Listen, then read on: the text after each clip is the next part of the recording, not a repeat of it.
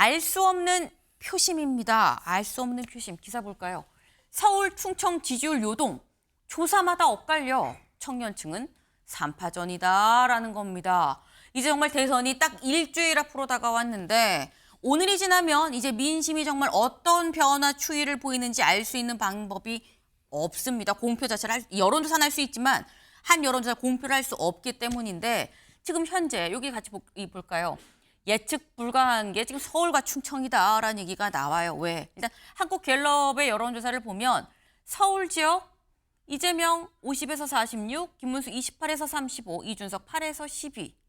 그리고 충청이 이재명 46에서 38, 김문수 29에서 41 크로스가 일어났어요. 그리고 이준석 7에서 11이다라는 거예요. 그리고 이거는 갤럽인데 여기 리얼미터입니다. 리얼미터를 볼까요? 리얼미터의 서울. 이재명 46.9였는데 33.4, 김문수 35.8이었는데 47.2라는 거고요. 충청 이재명 47.2에서 55.7, 36.8에서 37.2. 이준석 후보는 살짝 오르락 내리락 하고 있는 이런 추세입니다. 근데 이게 보면 하나는 지금 갤럽 거는 충청에서 크로스가 이재명 후보가 떨어지면서 크로스가 났고요. 그리고 이 또 다른 리얼미터 거는 서울에서 충청은 괜찮은데 서울에서 이재명 후보가 떨어지면서 또 크로스가 발생을 했어요. 이거 이 조상호 변호사님 이유가 뭐라고 보십니까? 제가 뭐 여러 차례 뭐 다른 곳에서도 말씀드린 것 같은데 네. 사실은 지역별 여론조사가 지역에 충분한 샘플을 확보한 다음에 이루어진다면 신뢰할 만하죠. 그리고 네. 그 추이도 좀 지켜볼 만하고. 근데 전체 전국 단위 조사에서 일정 부분을 딱 뗀 그 지역별로 딱 뗀 조사로만 놓고 보면 샘플이 워낙 부족해서 사실은 오차 범위가 엄청나게 벌어지게 됩니다. 그러니까 사실 전체적으로 볼 때 여론조사에서 각 지역별 여론조사 비율은 네. 참고해서 보시는 것이지 그게 뭐 여론조사의 추이가 바뀌었다, 여론의 흐름이 바뀐다 네. 이렇게 섣불리 판단할 수는 없는 게 지금 보시면 알겠지만 한국갤럽과 리얼미터에서도 그 충청도에 같은 경우는 오히려 추세가 아예 완전히 둘이 역방향이에요. 네. 예를 들면 한국갤럽의 충청 여론조사는 김문수 후보가 치고 올라가는 것처럼 보이지만 네. 또 리얼미터에서는 이재명 후보가 치고 올라가는 그쵸. 것처럼 보인단 말이죠. 그래서 지역별 여론조사를 이렇게 그냥 뚝 떼서 보는 거는 큰 의미는 없을 것 같고요.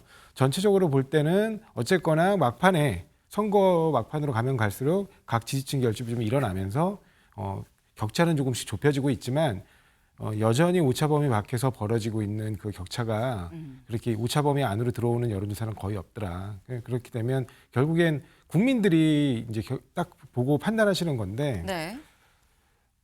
우리나라 국민들이 굉장히 현명하셨기 때문에 정권이 잘못을 하면 매운회 초리를 한번 듭니다. 그러니까 근데 이번엔 정말 전대미문에 40여 년 만에 처음 그 이른바 춘희 군사 쿠데타가 이루어졌기 때문에 그런 부분에 대한 매운회 처리를 피하려고 하면 안 돼요. 오히려 그 이후에 국민의힘이 어떻게 하면 다시 건강한 보수 정당으로 일어설 수 있을지. 왜냐하면 그런 보수 정당도 우리 정치 정에는 꼭 필요하거든요. 그래서 그 108석이나 되는 그 거대 정당이 그래도 이른바 헌정 질서 안에서 제대로 설 수 있도록 다음을 준비하시는 게 차라리 국민들이 보기에 좋다. 그렇게 말씀드리고 싶습니다. 네. 조근조근 국민의힘을 매우 치는 듯한 그런 말씀을 지금 하셨어요.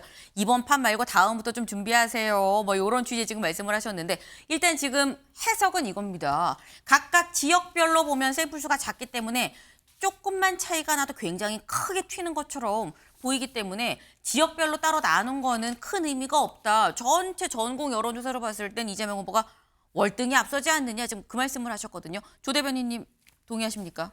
동의하지 않죠. 기본적으로 우리 플러스 마이너스 오차라는 말은 지역별로 그 샘플들을 기본적으로 확보했기 때문에 그런 거지. 네. 어느 지역이 맞지 않다라고 하면 전체적인 이제 여론조사에 대한 신뢰성 자체가 떨어지는 거기 때문에 그 부분에 대해서는 좀 동의하기가 어렵고 보통 이렇게 이제 여론조사가 이렇게 파도를 치는 경우는 굉장히 조사의 추이 그리고 상승의 추이가 크게 차이가 나고 변화가 될 때 이렇게 요동을 칩니다. 그래서 어떤 조사에 있어서는 막 새로운 이제 뭐 예를 들어 서울에서 급격하게 상승되는 모습이 나온다던가 충청에서 상승되는 모습이 나온다던가 네. 이런 것들이 부분적으로 나타나는 것 자체가 김문수 후보의 급격한 상승세가 계속적으로 반영이 되는 결과다. 그리고 네. 이게 반영이 되고 조금 지나면 안정적으로 나오게 됩니다. 높게. 그리고 또 하나는 그 기본적으로 이러한 상승세를 갖다가 반증하는 게 네. 이재명 후보의 발언에서 나오거든요. 요즘 이재명 후보가 이제 최근 한 2, 3일 동안 발언을 보면 굉장히 무리한 발언들을 많이 합니다. 가령 예를 들어서 그 나와 가족은 부정부패와 관계가 없다는 취지의 말을 하거든요. 네. 근데 우리가 봤었을 때 전과가 이미 상당수 있으시고 그리고 이제 그 이제 여사 같은 경우는 이미 2심에서 이제 받았고 뭐 이런 부분들이 있는 상황에서 이런 무리한 발언들이 나오는 것 자체가 조급함을 느끼는 것이다. 그렇기 때문에 이러한 전체의 흐름은 분명히 파도가 치고 있는 게 느껴지는 것이고 그거는 후보의 발언에서도 나타나는 것이다 이렇게 봅니다. 네, 나와 가족은 부정부패가 전혀 없다라는 무리수를 자꾸 두는 발언을 한다라고 말씀을 하셨어요. 예, 근데 사실은 전과가 더 많으세요. 김문수 후보가. 그 뭐 정과는 이제 그리고- 민주화 정과를 그렇게 말씀하시면 안 되는 거고요. 아니 그렇게 따지면 이재명 후보의 시민운동 과정에서 벌어진 네. 전과를 그렇게 말씀하시면 안 되죠. 그러니까 마찬가지 얘기고요. 음주운전과 그다음- 검사 사칭이 무슨 검사 사칭 안 했습니다. 검사 사칭을 하는 기자 옆에서 네, 네. 도와줬다는 혐의고요. 검사 사칭 논란. 네. 발언권 얻어서 말씀해 주세요. 그다음에 그 김문수 후보 같은 경우는 방역법을 국민들이 엄청나게 코로나19로 고통받고 있는데 그 코로나19에 대한 그 방역 제한들 같은 걸 다 위반해가지고 또 대규모 집회를 여는 그런 문제로 또 처벌도 받으셨어요. 네. 국민들 소상공인들의 아픔은 나몰라라 하는 거죠. 그냥 오로지 그냥 정광훈 목사 앞에서만 눈물을 흘리실 뿐이지. 근데 그런 부분들을 다 떠나가지고 지금 뭐 그 저기 부패 뭐 이 부분에 대해서 네. 굉장히 김문수 후보가 떳떳하게 뭐 말씀하시는 것처럼 얘기하시는데 아니 도대체 도지사가 위스키 60병을 왜 삽니까? 그것도 그 업무 추진비로. 그리고 또 도지사가 도대체 그 농산물 상품권 5천만 원어치를 샀는데 그 수령증이 아무도 없어요. 그게 원래 직원 격려율이라는데 받은 직원이 없으니까 노조가 들고 일어나는 거 아닙니까? 근데 그런 부분에 대한 해명이나 설명은 단 한 차례도 하신 적이 없어요. 그리고 도지사가 왜 그 이게 무슨 저기 막 소방 헬기가 본인 자가용이 아니잖아요. 근데 심지어 산불로 막 지금 난리가 전국에 난리가 났는데도 본인은 그냥 급하니까 헬기를 이용했다는 거예요. 그렇게 마음대로 소방 헬기를 본인의 자가용 택시 타듯이 그렇게 이용하신 분이에요. 근데 그런 분께서 그런 부분에 대한 해명도 없이 상대 후보에 대해서는 부패고 자기는 청렴하다 이렇게 말씀하시면 국민들이 이해하겠습니까? 네, 발언권을 얻어서 말씀을 해주셔야 됩니다. 그리고 이 발언에 대해선 조 대변인께 이 해명하실 수 있는 분 드릴게요. 시간. 네, 기본적으로 그 이제 김문수 후보 같은 경우는 경기도지사 생활하면서 법카 아예 들고 다니지도 않으셨고요. 네. 그거에 대해서 충분한 해명 냈습니다. 그게 이제 실제로 도의회 이제 일정에 관계돼가지고 했다라는 위스키 관련돼서 그것도 이제 기존에 책정된 것보다 저렴한 걸로 이제 책정해서 했다라는 이제 해명을 이미 냈고요. 소방 헬기 같은 경우는 이제 헬기 사용법에 의해서 헬기 사용과 관련해서 공적 사용이었고 그리고 이제 그 우리 이재명 후보는 사적으로 이용했다는 부분을 말씀드리면서 네. 어차피 이 내용이 아니까 이 정도로만 가름하도록 하겠습니다. 네, 한 말씀만 드릴게요. 짧게 네. 부탁드립니다. 김문수 후보께서 법인카드를 안 들고 다니셨다고 장담해서 말씀하실 수 있으세요? 아니 지금 무슨 아니, 그, 지금 그걸 가지고 김현수 사적으로 후보께서- 사용하셨다는 거에 대해서 장담하세요? 아니 지금 말씀하셨잖아요. 법인카드를 아예 안 들고 서로한테 다니셨다고. 여쭤보는 게 아니에요. 네, 네, 서로 말씀하시는 시간이 네, 아닙니다. 알겠습니다. 법인카드를 안 들고 다니셨다고 말씀하셔서 하는 거예요. 법인카드를 안 쓰셨다는 거에 대해서 지금 장담해서 말씀하실 수 있느냐를 여쭤보는 겁니다. 아니 저는 그거 방금 말씀하셨던 거 사적으로 이용했다는 거에서 장담하신 찔려서 네. 그런 거니까 저는 장담할 수 아 있어요. 장담하십니까? 예. 그럼 그거에 대해서 책임지시면 알겠습니다. 됩니다. 네. 이 정도로 네네. 하죠. 네. 저 저희가 장담하셨죠? 지금 TV 토론이 아닌데 저희 지금 TV 답변을 토론이 못 하시잖아요. 아니, 답변 못하는 게 아니라 뭘 답변 안 장담하시냐고. 합니까? 더 이상의 그러니까. 발언은 네네. 허용하지 네네. 않습니다. 네, 더 이상의 발언은 허용하지. 저희가 아침 8시부터 9시 아침에 산뜻하게 지금 시작을 해야 되는데 이렇게 하셨죠? 확실하죠? 라고 말씀하시면 아니, 이게 자꾸 이렇게 확신도 없으시면서 거짓말을 하시니까 무슨 말씀드리는 거예요. 레드카드 나갑니다. 네네. 그만이에요. 네, 이제 정말 그만. 네, 네. 넘어가 보겠습니다. 여기 보겠습니다. 네, 저희가 살짝 옆길로 많이 세긴 했습니다만 20대 표심도 좀 보자라는 거죠. 20대 표심. 이준석, 김문수, 이재명 의견 유보 사실 비슷하게 좀 다 비슷비슷하다. 이재명 31, 김문수 18, 이준석 29, 의견 유보도 21이다. 라는 게 한국갤럽의 수치고요. 리얼미터는 김문수 36.1, 이재명 27.1, 이준석 31.9. 근데 이걸 보면 어쨌거나 새 후보가 아주 크게 도드라지게 앞서는 후보는 딱히 없는 게 20대다.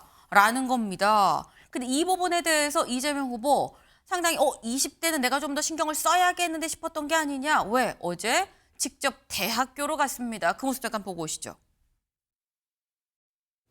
지금은 청년 세대 중에 일부는 사실 매우 보수적이 돼가지고 어떤 경우는 뭐 극소주의긴 하지만 극우화되기까지 한단 말이에요.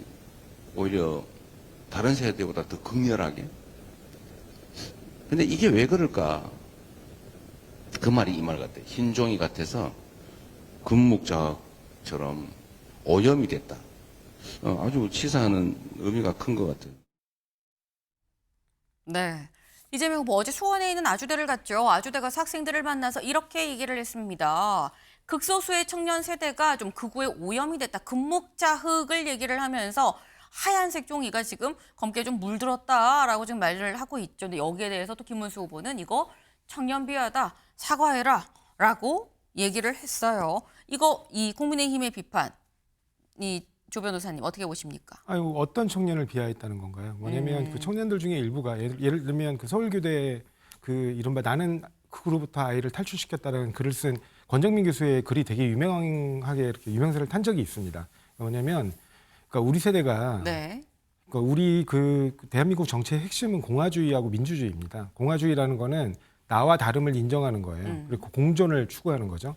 그리고 민주주의라는 건 이제 국민 다수가 최종적으로 그 의사결정권을 갖는다는 건데 공화주의가 무색해지는 이런 일들이 지금 요즘에 너무 많습니다. 그래서 자기하고 조금만 다르면 아니면 그 자기가 형성하고 있는 다수와 다른 소수의 의견이면 무시하고 깔고 넘어가도 된다라고 생각하거나 그다음에 이거 괴롭힘을 당연하게 생각한다거나 그런 부분들에 대해서 좀 많이 빠져들어가지고 사회 문제가 되는 경우들이 많습니다. 그런 부분에서 우리가 왜 이렇게 서로가 개체로 분리해가지고 이 공동체 속에서 서로가의 다름을 존중하지 않는 그런 사회가 만들어졌는가. 특히 이게 혹시 젊은 청년 세대들에게 네. 너무나 치열한 경쟁이 거의 생존에 가까운 경쟁을 이렇게 우리가 기성세대가 강요하다 보니까 거기서 벌어지는 생존 경쟁에서의 본인의 어떤 생존 본능으로 이게 우리가 그 남들에 대한 배려가 점점 부족해지는 거 아닌가 이런 부분을 지금 말씀하시는 거예요. 그래서 그런 부분을 말씀하시고 이 해결책을 찾아보자는 건데 네. 그런 부분에 대해서 뭘 사과하라는 겁니까 도대체? 오히려 지금처럼 갈등과 분열을 조장하고 대표적으로 이 독재의 전형적인 모습이 군사 쿠데타 아닙니까? 그런 걸 벌여놓은 정당에서 어떻게 보면 이런 사회 갈등에 대해서 극단적 수단을 사용하는 그런 방식의 반성을 하지는 않으시고 오히려 그런 현상을 지적하고 이걸 함께 극복해보자는 그 지적에 대해서 사과하라고 요구하시니까 이게 약간 뭐 마찬가지로 거북섬에서 웨이브파크를 유치해가지고 뭔가 엄청나게 손해본 3조 6천억이나 들어간 그 국책 사업에 손해본 일부를 메꾸려 한 행위에 대해서 물에 빠져 있는 사람 건져냈더니 보따리 내놔라 하는 그런 식의 지적이 아닌가 싶습니다. 네. 여기에 대해서 조 대변인 이 말씀을 드릴게요. 그 저는 이제 기본적으로 이제 뭐 어떤 이제 사람의 이제 이념의 방향이라던가 이제 사회적 분위기에 대해서 논하는 거에 대해서는 언제나 민주주의에서 합리적인 방법이라고 생각합니다. 근데 이제 우리가 흔히 갈라치기다 그리고 이제 문제가 있다라고 하는 것들은 극단적 언어들을 쓰는 거거든요. 네. 바로 이제 오염이라는 단어 같은 경우는 특정 세대나 특정 계층을 말할 때 삼가해야 하는 단어 중에 하나거든요. 이거 우리가 이제 흔히 이제 누군가를 갖다 차별한다, 비하한다 할 때 그 사람을 갖다가 비하하는 단어들을 쓰는 건데 오염이라는 단어를 쓴 건 굉장히 좀 적절하지 못했다.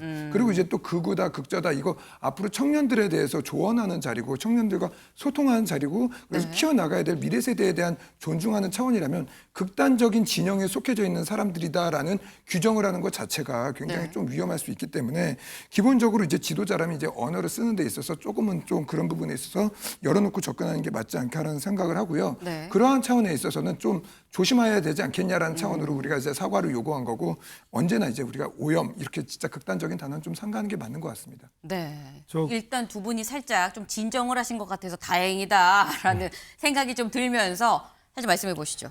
그러니까 저희가 청년 세대 전체를 이재명 후보 말씀하신 게 아니라 네. 지금 표현에도 등장하지만 극소수 분들 중에 그렇게 극우의 이 어떤 그 잘못된 논리 그런 부분에 심취하시거나 오염되신 분들이 있다라는 걸 말씀드리는 거고 네. 그런 부분들을 우리가 극복하기 위해서라도 더 상호 존중이라든가 아니면 공동체 회복이라든가 그게 학교에서도 이루어질 수 있어요. 요즘에는 그 코로나19 그 시대를 거치면서 학생들 사이의 교류 관계도 굉장히 많이 약해진 부분들이 있거든요. 이런 부분들을 어떻게 하면 잘 복원시켜 나갈 것인가 그런 부분들을 우리가 좀 같이 고민해야 되는 게 아닌가 싶습니다. 네. 이제 뭐 말씀을 주셨으니까 조금 더 보충을 해야 될 것 같은데 네. 이제 민주당에서 이제 방금 전에도 이제 말씀하셨던 것 같이 뭐 상호 존중과 공동체, 민주주의 이런 것들을 많이 언급을 하거든요. 그거의 핵심은 소수에 대해서도 존중을 하는 가치거든요. 그 가치고 그 소수 아주 극단적인 소수라 할지라도 오염이라는 단어 이런 것들을 쓰는 것은 소위 말하는 공동체 정신에 맞지 않는다는 부분을 그래서 말씀을 드린 거기 때문에 그런 부분에 있어서 지도자는 좀 상가해야 된다. 그 말씀을 드린 겁니다. 알겠습니다. 근데 사실 어제 이재명 후보가 대학교에 간 걸 보고서 그동안 이 유세를 다니면서 대학교는 요번에 유세하면서 처음 갔는데 그동안 이준석 후보가 계속 대학교 다니고 이 김문수 후보가 나름 이 대학생들 만나고 이런 모습에 좀 자극을 받은 거 아니야라는 시각도 있긴 있었어요. 아니 뭐 그런 의미 딱 특히 뭐 이렇게 의미를 두는 게 아니고 네. 이제 일정을 잡다 보면 그 한정된 일정 속에서 어디 일정을 잡아야 되는지 그리고 그 동선을 잡을 때 또 어디를 넣어야 되는지 이런 부분들이 참 고민이 많습니다. 근데 대학을 간 건 처음이지만 청년들을 만난 건 처음에는 아니에요. 여러 차례 간담회라든가 네. 뭐 각종 그 행사라든가 이런 걸 통해서 많이 만났고요. 그 이전에 또 이재명 후보 같은 경우는 그래도 국민의힘 후보보다는 좀 일찍 정해진 탓에 이른바 경청 투어라는 형식으로 네. 전국을 돌면서 많은 분들의 얘기를 청취를 했습니다. 알겠습니다. 뭐 다른 걸 의식한 건 아니고 그냥 일정을 좀 짜다 보니까 그런 식으로 좀 짜인 거다라는 말씀을 하셨어요. 네. 저희가 준비한 소식 오늘 여기까지입니다. 오늘도 좋은 하루 보내세요.